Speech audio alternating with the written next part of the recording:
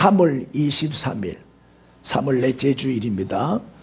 믿음장 히브리서 11장을 우리가 지금 공부하고 있는데, 오늘은 7번째 아브라함의 부활신앙, 이런 제목입니다. 지금 11장을 순서대로 지금 공부하고 있어요.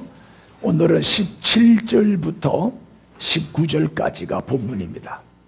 큰 목소리로 같이 봉독합시다. 아브라함은 시험을 받을 때에 믿음으로 이삭을 드렸으니 그는 약속들을 받은 자로되 그 외아들을 드렸느니라.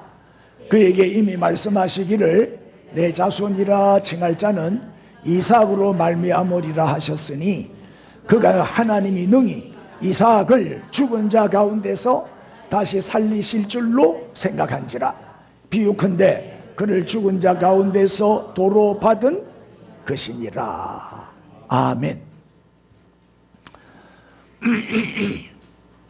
오늘 아브라함의 부활신앙 이런 제목인데, 분명히 18절에 네 이삭으로 말미암아 태어난 자손이 네 자손이다 분명히 약속하셨죠. 근데 하나님이 이삭을 죽이시겠어요? 다시 살려주시겠죠? 안 그러면 대가 끊어지는데, 저 약속이 이루어지지가 않는데, 저 약속을 이루기 위해서는 반드시 이삭은 어떻게 살아나야 되죠. 그걸 믿었단 말이에요. 이게 부활신앙이라는 거예요. 철학자들이 하는 얘기를 조금 보겠습니다. 하이데크라고 하는 철학자는 이런 말을 했어요. 시작. 인간은 죽음을 향한 존재이다. 죽음을, 지금 우리가 죽기 위해 산다는가. 하루하루가 지나면서 우리는 죽음이 가까이 다가오고 있죠. 우리는 다 죽음을 향해서 지금 가고 있는 거예요. 내가 볼 때 앞으로 한 50년 이상 살 사람은 별로 없을 것 같아요. 자, 그 다음에 파스칼은 그 인생이라는 거, 연극이라는 거예요. 연극과 같은데, 연극이 아무리 재밌어도, 아무리 즐거운 내용을 담고 있는 대본이라 할지라도 마지막 장면은 운명적으로 비극적이라는 거예요. 그러니까 아무리 잘 나가고 잘 먹고 잘 살고 뭐 온갖 권력을 다 누린다 할지라도 죽음은 끝장이라는 거예요. 예? 우리들의 머리 위에 한 줌의 흙이 던져질 때 모든 것은 결국 끝장이다. 그래서 죽음은 결국 모든 것이 끝장나는 것이다. 이렇게 말을 했어요. 철학자들이 하는 말이에요. 상당히 부정적이죠. 그러나 긍정적으로 말한 철학자도 있어요. 롱펠로우 시인인데, 이 롱펠로우는 이렇게 말을 했어요. 한번 읽어볼까요? 무덤은 결코 인간의 종국이 아니다.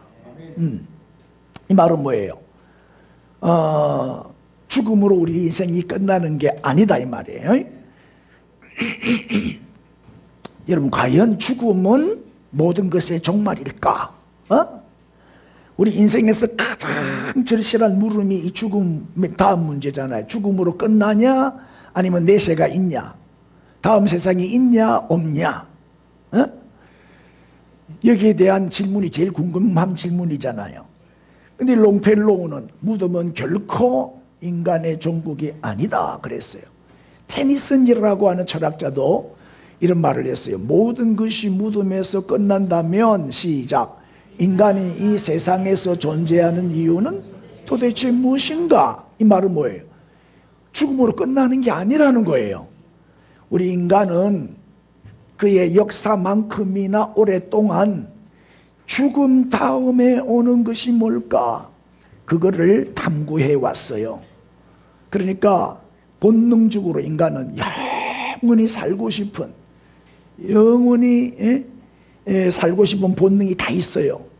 그래서 영생과 부활의 열망은 태초부터 있었던 우리 인간의 간절한 바람이었죠. 우리의 소원이잖아요. 그래서 욥, 창세기 인물, 고대사회 창세기 인물이 욥인데, 욥이 이런 질문을 던졌어요. 욥기 14장 14절에 보면 장정이라도 시작 죽으면 어찌 다시 살리까? 죽으면 어찌 다시 살리까? 나는 나의 모든 고난의 날 동안을 참으면서, 요만큼 고난을 많이 당한 사람은 없잖아요. 참으면서 나는 이 고난에서 풀려나기를 기다리겠나이다. 다시 말해 욥이 부활신앙으로 극복했다는 거죠. 나는 회복된다, 부활된다, 다시 살아난다. 이 부활신앙이 없으면요, 우리에게 닥치는 여러 가지 어려움들, 고난들, 환난들 못 이겨내요. 부활신앙이 있으면 넉넉히 이길 수가 있게 되는 거죠. 그래서 욥이 이 중요한 질문을 했어요. 그런데 이 질문을 완성하신 분이 예수님이지요. 예수님께서 죽음을 이기시고 부활하셨거든요.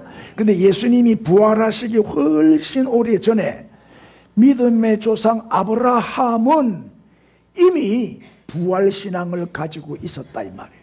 네? 이미 그 사실을 오늘 본문을 통해서 증거를 하고 있습니다. 자, 이제 첫 번째로 드릴 말씀은 아브라함의 부활신앙은 어떤 신앙이었다? 시작. 말씀에 근거한 신앙이었어요. 여러분, 사람이 죽음으로 끝나는 것이 아니라 다시 부활한다, 다시 살아난다는 그런 어떤 객관적인 증거가 있느냐 이 말이에요. 과연 그 증거가 있느냐 이 말이에요. 그런데 아브라함은 어떻게 부활신앙을 가지게 됐냐? 뭘 보고 이 신앙을 가지게 됐냐? 하나님의 약속의 말씀이었어요. 하나님이 말씀으로 약속을 해주셨기 때문에 다시 부활한다는 신앙을 가지게 된 것이죠. 하나님의 약속대로 보세요. 아브라함은 몇 살에? 도저히 아이를 낳을 수 없는 100살 나이에, 100살쯤 되면 고조 할아버지쯤 안 되겠어요? 100살 되면 고손자도 보게 되겠죠. 그 할아버지가 아들을 낳았다니까요. 100세에 이삭을 낳았어요. 하나님에게는 불가능이 없다는 걸 이미 체험했죠. 그리고 내가 너를 통해서 아들을 주실 것이다, 아들을 줄 것이고 이삭에게서 난 자녀라야 네 후손이다, 네 자손이다, 분명히 약속했잖아요. 그러니까 이삭은 뭐예요? 언약의 아들이에요. 약속을 통해서 낳은 아들이거든. 하나님이 네가 아들을 낳을 것이다, 아멘 하고 믿었어요. 믿었더니 아들을 낳았어요. 하나님이 우리에게 주시는 이 약속, 이 언약을 우리가 믿기만 하면 그대로 이루어지는 거예요. 그래서 너무나 귀한 아들이라 100세에 낳았으니까 애지중지 사랑으로 키웠죠. 잘 키워놓으니까 청천벽력 같은 하나님의 명령이 떨어지지요. 창세기 22장 2절에 여호와께서 이르시되 네 아들 네 사랑하는 독자 이삭을 데리고 모리아 땅으로 가서 시작. 내가 내게 일러준 한 산 거기서 그를 어떻게 해라? 번제로 드려라. 네 아들 이삭을 제물로 바쳐라. 얼마나 엄청난 명령이요. 아니, 아브라함의 혈통을 이어갈 유일한 독자 이삭을 죽여가지고 제물로 바치라는 거예요. 이거는 납득 불가, 순종 불가, 절대 순종할 수 없는 명령이야. 예?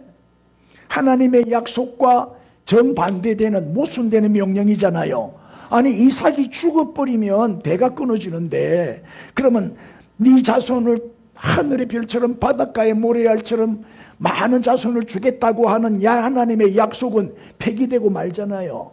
그 약속은 성취될 수가 없는 거잖아요. 예? 그런데 아브라함은 이 모순과 이 딜레마를 어떻게 극복했느냐? 바로 부활신앙으로 해결한 거예요. 부활신앙으로. 예? 자, 만약에 이삭이 죽으면 하나님의 약속은 폐기되는 거잖아요. 그런데 하나님의 약속은 폐기될 수 있어요, 없어요? 없잖아요. 신실하신 하나님, 미쁘신 하나님은 반드시 약속을 지키시는 분이잖아요. 그걸 먼저 믿어야 돼요. 그래서 아브라함은 하나님의 약속은 결코 폐기될 수 없기 때문에 내가 이삭을 하나님께 바치면 반드시 하나님은 이삭을 다시 살려서 내게 돌려보내 주실 것이다. 거기에 대한 확신이 있었던 거예요. 이게 부활신앙이에요. 부활신앙. 100살의 아들도 낳게 하신 하나님인데 그거 못 하시겠어요? 이 믿음이 없으면 우리가 순종할 수가 없어요. 왜 말씀대로 못 살아요? 말씀을 못 믿기 때문에. 말씀을 믿는다면 말씀대로 살아야지. 맞습니까? 하나님이 명령하시는 대로 살면 반드시 축복이 약속되어 있는데 대부분의 성도들은 교회는 열심히 다니는데 순종을 잘 안 해요. 응? 못 믿으니까 그런 거예요. 못 믿어보니까. 자, 히브리서 11장 19절 오늘 본문에도 보면은 그가 하나님이 능히 이삭을 죽은 자 가운데서 시작 다시 살리실 줄로 생각한지라. 내가 이삭을 죽이면 하나님은 이삭을 다시 살려주신다. 그에 대한 믿음이 있었던 거예요. 자, 창세기 22장 5절에 또 봅시다. 이에 아브라함이 종들에게 이르되 너희는 나귀와 함께 여기서 기다려라. 시작. 내가 아이와 함께 저기 가서 예배하고 우리가 너희에게로 돌아오리라. 잘 보세요. 사환에게 종들 보고 너희들은 요 산 밑에서 기다리고 있으라. 우리는 저 위에 산에 올라가서 하나님께 예배 드리고, 보세요. 내가 아이와 함께, 이삭이죠. 내가 이삭과 함께 저기 올라가서 예배를 드리고 그 다음에 혼자 오리라 우리가 같이 오리라. 보세요. 분명히 둘이서 올라갔거든요. 그럼 아브라함이 이삭을 제물로 바쳐버리면 이삭을 하나님께 바치고 나면 혼자 내려와야 되잖아요. 맞죠? 그런데 단수가 아닌 복수를 쓰고 있어요. 우리 둘이 종들 보고 너희에게로 다시 돌아오리라. 이게 뭐예요? 부활신앙이라는 부활신앙. 하나님이 다시 살려주실 것을 아브라함은 믿은 거지요. 네? 나 혼자가 아니라 이삭과 함께 가서 이삭과 함께 돌아오겠다는 거예요. 자, 도저히 불가능한 나이 100세에도 아들을 주시겠다고 약속하신 대로 약속을 지켜주셔서 아들을 주신 하나님, 그 하나님이 이미 체험한 아브라함이에요. 그러므로 하나님은 죽은 자도 다시 살리신다. 없는 것도 있게 하신다. 말씀으로 우주 만물도 창조하신 분인데 전능하신 하나님을 믿은 거예요. 응? 죽은 자도 다시 살리신다는 부활신앙. 이 부활신앙으로 이 가혹한 시련을 이겨낸 거예요. 여러분, 창조를 믿는 사람은 부활도 믿습니다. 응? 왜? 부활은 새로운 창조잖아요. 제2의 창조. 응? 전능하신 하나님이 부활을 약속하셨다면 다시 살아날 것이다. 이렇게 부활을 약속해 주셨다면 그 약속은 반드시 이루어집니다. 자, 여러분, 히브리서 11장은 믿음의 거장들, 믿음의 영웅들을 소개하고 있잖아요. 이 사람들의 믿음의 공통된 특징이 뭐예요? 말씀이라고 하는 객관적인 기초 위에 다 그 믿음이 세워졌어요. 그들의 믿음의 근거는 전부 말씀이에요. 우리의 믿음의 근거는 내 생각, 내 경험, 내 지식이 되면 안 돼요. 다 무너져. 내 이론은 다 무너져. 오직 영원한 말씀, 반석 위에 말씀 위에 우리의 믿음의 집을 지어야 됩니다. 그러면 무너지지 않아요. 말씀이 영원한 것처럼 우리의 믿음도 영원한 거예요. 자, 이 성경이 하나님의 말씀이라는 사실을 믿는 사람은 부활을 믿는데 조금도 주저하지 않습니다. 그죠? 그러나 이 성경을 믿지 않는 사람들, 이 성경을 불신하는 사람은 부활도 불신합니다. 성경을 안 믿으니까 하나님도 안 믿고 하나님의 약속도 안 믿고 역시 부활도 못 믿는 거예요.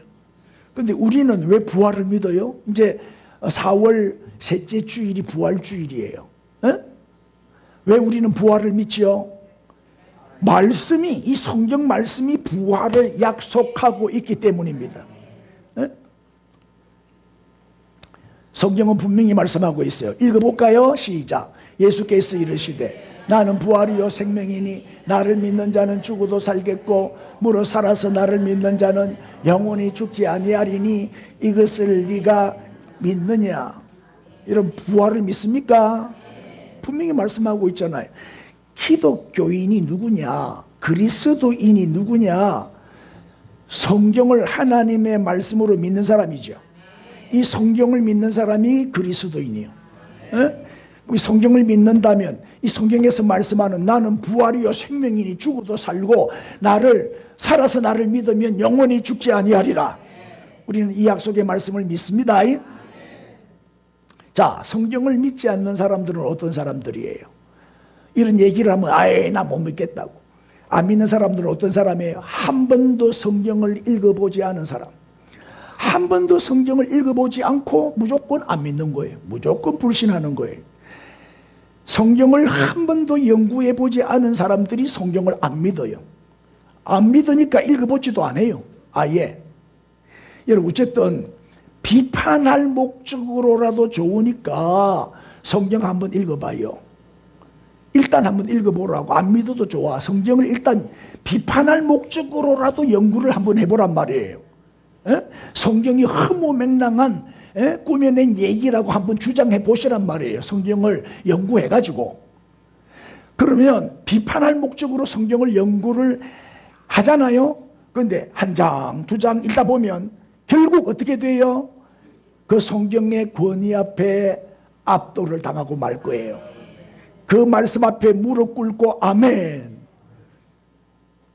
하나님을 믿게 되고 예수님을 구주로 영접하게 된단 말이에요. 예를 들면 그 영국의 역사학자고 법률가였던 프랭크 모리슨이라고 하는 분이 있었어요. 프랭크 모리슨. 이 양반이 성경은 허무맹랑한 꾸며낸 얘기다. 터무니없는 책이다. 부활 같은 소리 안 해. 내가 부활의 허구성을 증명해내고야 말겠다. 그래서 성경을 연구하기 시작했어요. 성경은요, 신약과 구약이 앞뒤가 짝짝 들어맞아요. 짝이 없는 말씀이 하나도 없어요. 하나님의 말씀이기 때문에, 너무나도 정확한 진리의 말씀이기 때문에 1.1핵도 오류가 없어요. 근데 이 양반이 그거를 찾아내려고, 성경의 오류를 찾아내려고 집중 연구를 하고 문서를 뒤지고 막 열심히, 학자니까, 역사학자니까 막 역사적으로 고고학적으로 연구를 한 거예요. 그러다가 무릎을 꿇었어요. 그리스도의 부활은 역사적인 사실이다 고백하고 예수님의 제자가 됐어요. 그 자리에서 예수님을 구주와 주님으로 영접하고 자기가 연구한 걸 책으로 출판했어요. 그 책이 바로 이 책이에요. 누가 돌을 옮겼는가? 프랭크 모리슨. 부제목이 뭐냐? 본래는 쓰여지기를 거절했던 책. 이 책을 출판했어요. 저 책이 무슨 책이요? 부활의 허구성을 증명하기 위해서 연구한 책인데 결론은 저 책이 부활을 증명한 책이 됐어요. 부활은 역사적인 사실이다. 여러분, 이 세상에 그 무엇도 성경보다 더 확실한 것은 없어요. 지금까지도 성경은 베스트셀러지요. 전 세계에서 가장 많이 읽히는 책이 성경이고 가장 많이 팔리는 책이 성경입니다. 성경의 여러분 모든 약속은, 성경의 모든 약속은 역사를 통해서 단 한 번의 오류도 없이 다 실현됐어요. 지금도 계속 이루어지고 있어요. 분명히 성경은 말하고 있어요. 마태복음 24장 35절에 시작. 천지는 없어질지언정 내 말은 없어지지 아니하리라. 믿습니까? 천지는 없어져도, 이 지구는 종말이 와도 하나님의 말씀은 영원하다. 하나님의 말씀은 없어지지 않아요.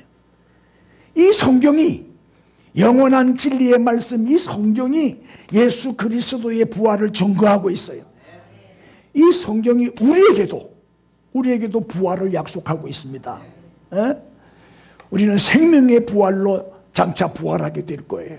예수를 믿지 않으면 사망의 부활로 부활해서 영원히 지옥에 가서 심판을 받고 형벌을 받지만은, 예수를 믿는 우리는 생명의 부활로 부활을 해서 주님과 함께 천국에 들어가서 영원히 영생복락을 누리게 되는 거예요. 자, 아브라함의 부활신앙은 첫째, 말씀에 근거한 신앙이었다. 두 번째, 읽어주세요. 시작. 시련을 극복하는, 아브라함의 부활신앙은 시련을 극복하는 신앙이었어요. 독자 이삭을 바쳐라. 이보다 더 큰 시험이 어디 있어요? 가장 가혹한, 가장 혹독한 시련이었어요. 여러분, 아브라함에게 이삭은 누구요? 유일한 희망, 백세에 낳은 귀한 아들, 유일한 행복, 유일한 기쁨, 그죠? 전부야. 아브라함에게 이삭은 내 인생이야. 그냥 나의 전부지요. 그런데 한 번 더 봅시다. 창세기 22장 2절에 그를 어떻게 해라? 번제로 드리라. 그를 제물로 바쳐라. 응?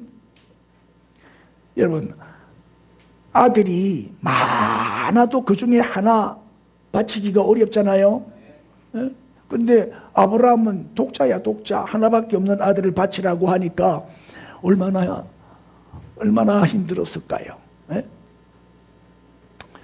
5명의 아들을 둔 아버지가 있었어요. 근데 제일 친한 친구가 자식이 없어. 그래서 그 친구에게 찾아와서, 야, 니는 아들이 5이나 되니까 내한테 하나만 주라. 난 아들이 하나도 없다.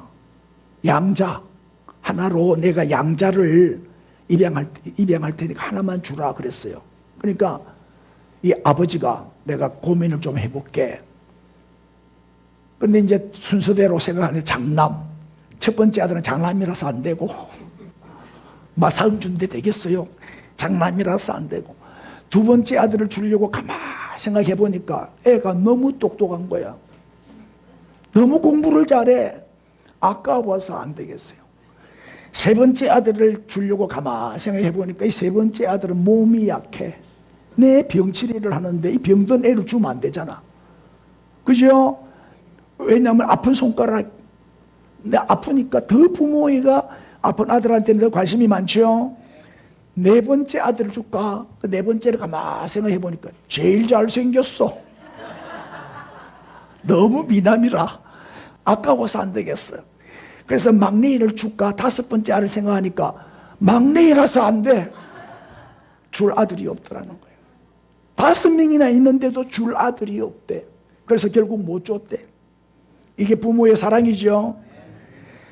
여러분, 또 내 아들이 남의 손에 죽는 것도 참을 수 없는 슬픔이잖아요.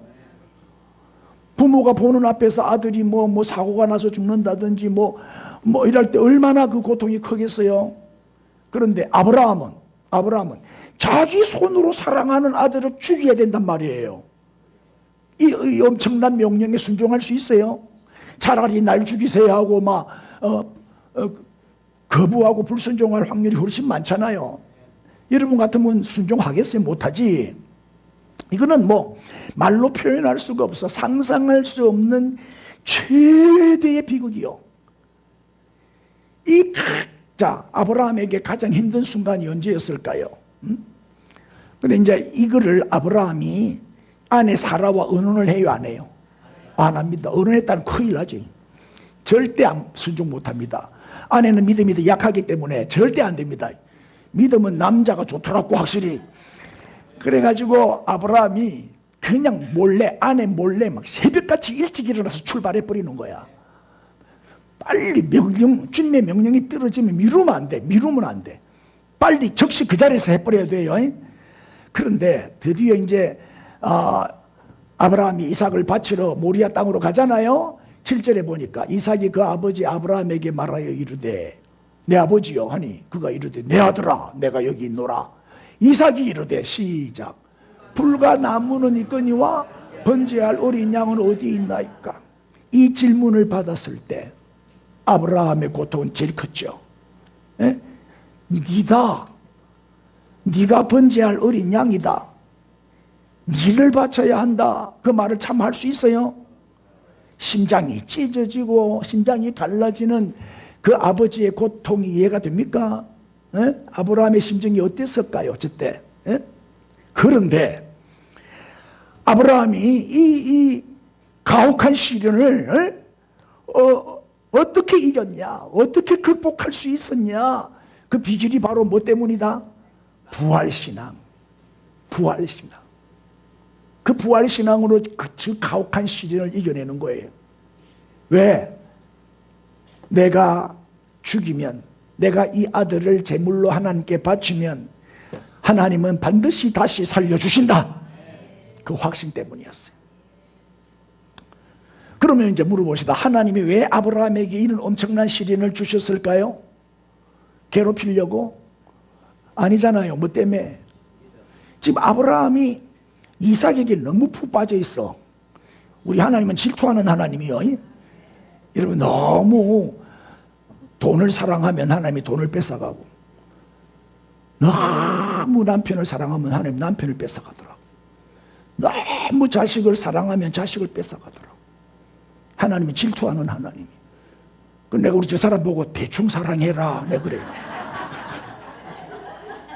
하나님 질투하시면 안 되니까. 무슨 일? 그의 신앙을 시험하기 위함이었어요.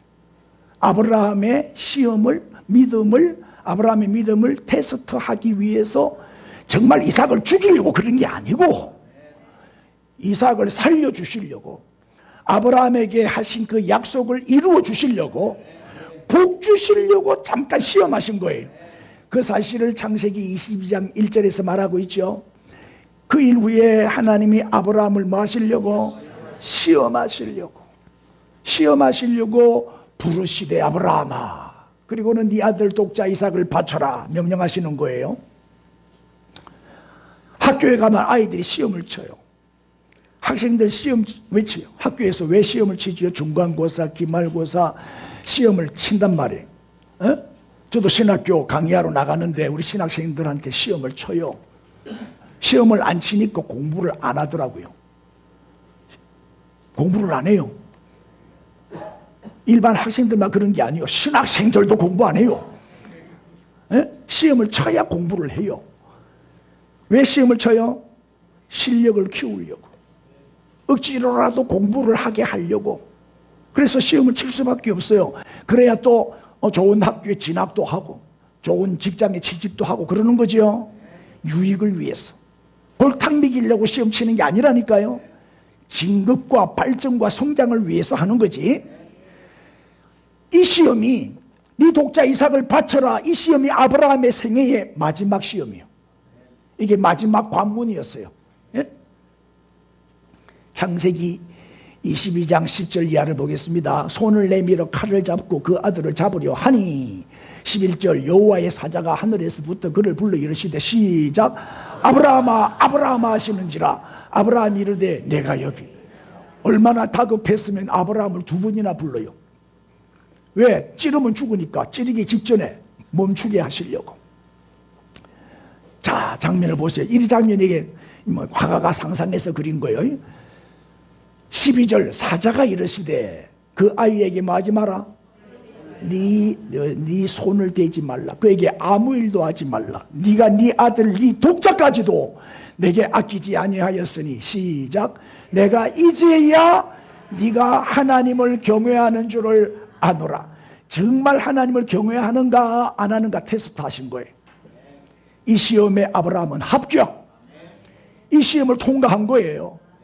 그래서 하나님은 약속하신 하늘의 별처럼 바닷가의 모래알처럼 많은 자손을 주시고 큰 민족을 이루게 하시고 복의 근원이 되게 하시고 메시아의 조상이 되게 해주시는 거예요. 할렐루야. 이 부활신앙이 승리의 원동력이 됐다. 이 시험을 통과함으로 아브라함은 믿음의 조상이 되고 축복의 조상이 된 거예요. 여러분, 삶의 최후의 절망, 모든 사람에게 있어서 최후의 절망은 뭐예요? 죽음이잖아요. 죽음. 여러분, 죽음 앞에 다 무너지잖아요. 죽음 앞에 뭔 소용이 있어요? 예? 그래서 사람들은 안 죽으려고 발부둥을 치는 거예요. 안 죽으려고. 몇 년이라도 더 살아보려고 그렇게 열심히 운동하고 그러는 거예요. 자, 그러나 부활신앙을 가진 사람은 죽음을 뭐요? 극복할 사람이에요. 죽음이 두렵지 않아요. 죽음이 와도 신나게 죽어요. 할렐루야 하고 웃으면서 웃는 얼굴로 죽음을 맞이할. 왜? 부활할 거니까. 다시 살아날 거니까. 아멘 하세요. 이런 죽음이 두려워요? 되게 두려워하던데.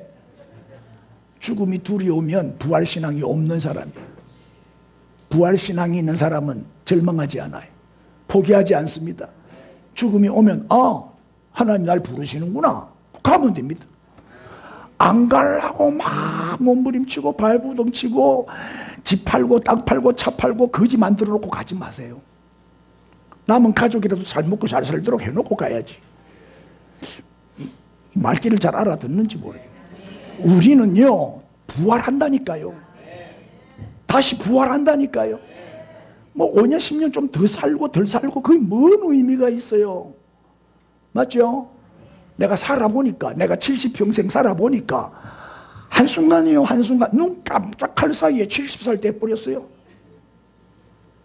짧더라고. 우리 인생이 짧아. 우린 천국, 영원한 천국 가서 영원히 잘 살 생각을 해야지. 이 땅에 뭐 100년도 못 사는 짧은 생에 잘 먹고 잘 살아봐야 그기지 뭐. 안 그래요? 호텔에 자나 모텔에 자나 눈 감으면 똑같은데 100평 아파트에 살아본들 내가 누운 자리는 한 평밖에 안 돼요. 잠잘 때 뭐 침대 100평 차지하고 자나? 아멘 안 할 거예요. 별거 아니더라고요. 이 땅에 살면 별게 아니. 순식간에 지나가죠. 자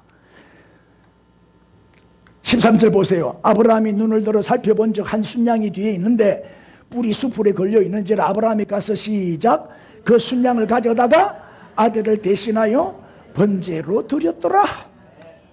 자, 이 순양이 누구요? 예수 그리스도를 예표하는 거예요. 아들을 대신하여 번제로 드렸더라. 그래서 14절에 하나님이 그 땅 이름을 뭐라고 불렀다? 여호와 이레. 여호와 이레의 뜻이 뭐예요? 오늘날까지 사람들이 이르기를 여호와의 산에서 준비되리라. 여호와께서 준비하셨다는 뜻이에요. 여호와께서 준비해 주신다는 거예요. 우리는 여호와 이레의 축복을 받아야 돼요. 지금까지 우리가 살면서 여호와 이레의 축복 많이 받았죠. 다 하나님이 우리의 필요한 모든 것을 다 준비하시고 공급해 주시잖아요. 네? 그래서 여기까지 온 거잖아요. 자, 부활이 뭐냐? 부활신앙에 대한 얘기를 하니까 부활의 뜻을 설명해야 되겠죠. 부활을 뜻하는 헬라어 단어가 아나스타시스라고 그래요. 아나스타시스. 뭐 지금 뭘 몰라도 되는데 원문을 통해서 정확한 뜻을 가르쳐 드리기 위해서 보여드리는 거예요. 저 합성어예요. 합성어. 아나와 스타시스. 아나는 다시 이런 뜻이에요. 아나, 다시. 스타시스는 일어서다는 뜻이에요. 일어서다. 그러니까 뭐요? 다시 일어서다. 일으켜 세우다. 죽음에서 일어나다. 다시 일어서다라는 뜻이 부활이라는 뜻이에요. 그리고 우리는 부활신앙을 가진 사람은요, 절망의 자리를 박차고 일어나는 거예요. 또 도전하는 거예요. 항상 생동감이 넘치고 다시 회복되는 거예요. 저는 총신대학원 78회를 졸업했어요. 78회가 뭐요? 7.8기요. 그래, 우리 동창회 방, 카톡방, 단체방이 있는데 그 카톡방의 제목이 뭐냐? 7.8기 이래 됐어요. 우리는 7.8기 하자. 다시 일어나면 된다. 부활신앙을 가지고 다시 회복된다. 건강해진다. 다시 잘 살게 된다. 목회도 잘 되고 자녀들도 잘 되고 경제도 풀리고 몸도 회복되고 이 7.8기의 이게 신앙이 부활신앙이더라고요. 우리 대한민국도 다시 부활할 줄로 믿습니다. 하나님이 자유민주주의 자유민주주의 국가로 더 견고하게 하나님이 세워주시려고. 이런 일이 없으면, 이 비상계엄 선포가 없었다면 이 주사파 세력들, 이 공산주의 세력들, 이 나라를 무너뜨리려고 하는 반국가 세력들을 우리가 몰랐을 거예요. 다 알게 됐잖아요. 다 드러났잖아요. 한꺼번에 일망타진해 버리면 돼. 그리고 이 나라를 바로 세우는 전화위복의 계기가 될 줄로 믿습니다. 지난주 주보에도 비상계엄이 없었더라면 1번부터 21번까지 적었는데 오늘 22번부터 36번까지도 계속 적어놨어. 한번 읽어보시고 나라가 이런 상황이라는 거 아시고 나라를 위해서 기도 많이 하는 애국 성도들이 되시기를 바랍니다. 또 설교는 안 듣고 다 보고 앉았네. 빨리 안 나가요. 여러분, 예수님을 3번이나 부인하고 예수님을 저주까지 하고 예수님을 배신한 겁쟁이 비겁쟁이 베드로가 어떻게 변했어요? 어떻게 변했어? 사내들인 공의 그 무서운 권력 앞에서 큰 소리 치는 것 봐. 사내들인 공회에 불려가가지고 막 공갈, 위협, 협박을 받을 때 베드로가 뭐라고 큰 소리 쳐요? 내가 하나님 앞에서 사람의 말을 듣는 것이 옳으냐 하나님의 말씀을 듣는 것이 옳으냐 판단하여 보라.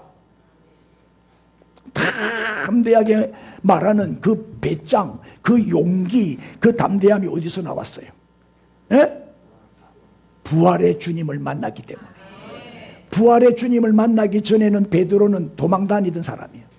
비급하게 배신하고 부인하던 사람이야. 부활의 주님을 만나고 나서 부활신앙이 생긴 거예요. 할렐루야. 여러분, 부활신앙은 모든 시련을 다 극복하게 해요. 부활신앙은 강하고 담대한 자로 만들어줘요. 여러분이 지금 당하고 있는 시련이 뭔지는 모르겠지만은 아브라함에 비하면 별거 아니죠. 세 발의 피죠. 아브라함도 부활신앙으로 이겼는데 여러분도 부활신앙으로 승리할 수 있겠죠? 할렐루야. 마지막 시작. 최선을 드리는 아브라함의 부활신앙은 최선의 것을 하나님께 드리는 신앙이었어요. 누구를 바쳤어요? 아들 이삭을 바쳤잖아. 이삭. 아브라함에게 이삭의 존재는 최선이요, 최고요, 유일한 것이고 전부였죠. 아브라함에게 있어서 이삭은 자기 목숨이요, 목숨. 이삭을 바쳤다, 자기 목숨을 바쳤다는 의미요. 어떻게 가능해요 이게? 어떻게 이렇게 최선의 것을 하나님께 드릴 수가 있었어요?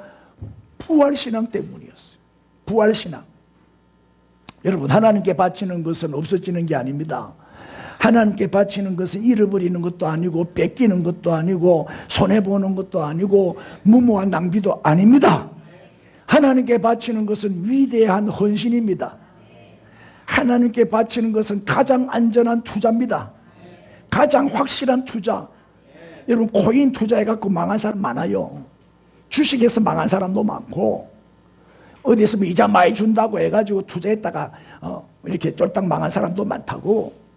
근데 하나님께 투자하면 반드시 하나님은 따라와서요, 도로 주시고 더 많이 주신다. 맞죠? 여러분, 너무 돈을 쉽게 벌려고 하지 마세요. 그럼 쉽게 돈이 날아가 버려요. 정직한 돈만 버세요. 깨끗한 부자가 되십시오. 부정 저지르지 말아요. 막 부동산 투기 막 이런 거 하지 말아요. 하나님 기뻐하지 않아. 정직하게 벌어서 깨끗한 돈으로 살아라고. 적게 벌더라도 깨끗한 돈, 그걸 하나님께 드려야 하나님이 기뻐 받으셔. 깨끗한 돈으로 헌금하세요. 그래야 하나님 기뻐 받으셔요. 그러면 반드시 도로 주시고 더 주셔. 몇 배로? 30배, 60배, 100배. 여러분, 순교자들이 하나밖에 없는 목숨을 하나님께 헌신하잖아요. 목숨이 두 개도 아니요, 하나밖에 없는 이 목숨을 정말 하나님을 위해서, 신앙을 지키기 위해서 아낌없이 하나님께 바친단 말이에요. 목숨을 헌신한단 말이에요. 이게 최선의 헌신이지요. 그 용기, 그 담대함이 어디서 나와요? 자, 히브리서 11장 17절. 아브라함은 시험을 받을 때에 믿음으로 이삭을 드렸으니 그는 약속을 받은 자로 돼 그 외아들을 드렸느니라. 자, 아브라함이 믿음으로 독자 이삭을 드렸어요. 히브리서 11장 35절 보세요. 여자들은 자기의 죽은 자들을 부활로 받아들이기도 하며, 또 어떤 이들은 그 다음에 더 좋은 부활을 얻고자 하여 심한 고문을 받되 구차히 풀려나기를 원하지 아니하였다. 자, 순교자를 말하는 거예요. 심한 고문도, 그 말할 수 없는 고통을 당하면서도 구걸하지 않아요. 구차하게 풀려나기를 원하지 않아요. 제발 날 좀 살려주세요. 목숨 구걸하지 않아요. 끝까지 신앙을 지켜요. 끝까지 주님을 배반하지 않아요. 기꺼이 순교를 당해요. 목배임을 당해요. 뭐 때문이에요? 뭐 때문에? 부활신앙 때문이에요. 부활신앙이 없으면 순교 못해요. 도망가고 살려달라고 빌고 예수 부인하고, 내 예수 안 믿을게, 제발 좀 살려주세요. 예수를 부인하고 만단 말이에요. 부활신앙이 없는 사람은 못 이긴다니까요. 그러나 부활신앙이 있는 사람은 그것들이 이겨낼 수 있죠. 아브라함이 하나뿐인 아들 이삭을 하나님께 바쳤어요. 마찬가지로 하나님은 반드시 보상해 주시는 하나님이에요. 하나님도 아브라함의 후손으로 오신 메시아 독생자 예수 그리스도를 우리에게 보내주셨어요. 아브라함이 이삭을 하나님께 드렸더니 하나님은 독생자 예수 그리스도를 우리에게 주셨어요. 그리고 우리를 죄에서부터 해방시켜 주시기 위해서 십자가에서 우리의 죄를 다 대신 담당하시고 피 흘려 죽게 하셨단 말이에요. 네? 최선을 드렸더니 하나님도 최선을 주셨어요. 우리 하나님은 반드시 도로 주시고 더 주신다. 오늘 결론, 아브라함의 부활신앙을 세 가지로 말씀드렸는데 잘 이해가 됐는지 모르겠어. 다 잘 알아들었어요? 여러분, 보통 수준이 높은 사람들이 아니요. 이 설교를 알아듣는 수준이면요, 박사 수준이요. 박사 수준. 맞습니까? 자, 아브라함의 부활신앙은 첫 번째로 뭐였다? 말씀에 근거한. 우리의 신앙은 철저하게 말씀 중심이 되어야 돼요. 성경대로. 그래서 우리의 손에는 성경을 놓치면 안 돼요. 말씀 따라가야 됩니다. 두 번째, 아브라함의 부활신앙은 시련을 극복한. 우리도 부활신앙으로 어떤 시련도 이겨낼 수 있겠죠. 세 번째는 뭐예요? 최선을 드리는 신앙. 독자 이삭까지 드렸다 이 말이에요. 어떻게? 부활신앙으로. 우리도 부활신앙으로 이 시련을, 어떤 시련을 극복하고 또 최선을 드리는 신앙의 사람. 지금 이제 봄이 오고 있잖아요. 만물이 소생하고 죽었던 만물이 살아나는 계절이 봄이잖아요. 꽃을 피우고 또 잎을 무성하게 내고, 지금 산청에는 지금 산불이 나서 지금 난리인데, 좀 안타깝죠. 자, 이 봄이 바로 뭐냐? 부활의 계절이에요. 봄은 부활절은 봄에 있어요. 만물이 살아나는 이 봄에 예수님이 부활하셨어요. 이 부활의 계절에 여러분도, 여러분 가정도, 자녀도, 또 여러분의 직장과 사업도, 건강도, 모든 여러분의 가정에 어려운 문제들이 다 해결되고 다시 회복되고 다시 부활하고 다시 살아나고 다시 소생하게 되기를 우리 주님의 이름으로 축복합니다. 할렐루야. 다 일어나세요. 다 일어나셔서 우리 뜨겁게 한번 기도하겠습니다. 하나님 아버지, 아브라함처럼 우리도 부활신앙으로 어떤 시련도 극복하고 승리하게 하여 주옵소서. 아브라함의 부활신앙을 우리에게도 허락해 주옵소서. 주여 부르고 기도합시다. 주여. 할렐루야, 할렐루야, 할렐루야. 감사합니다.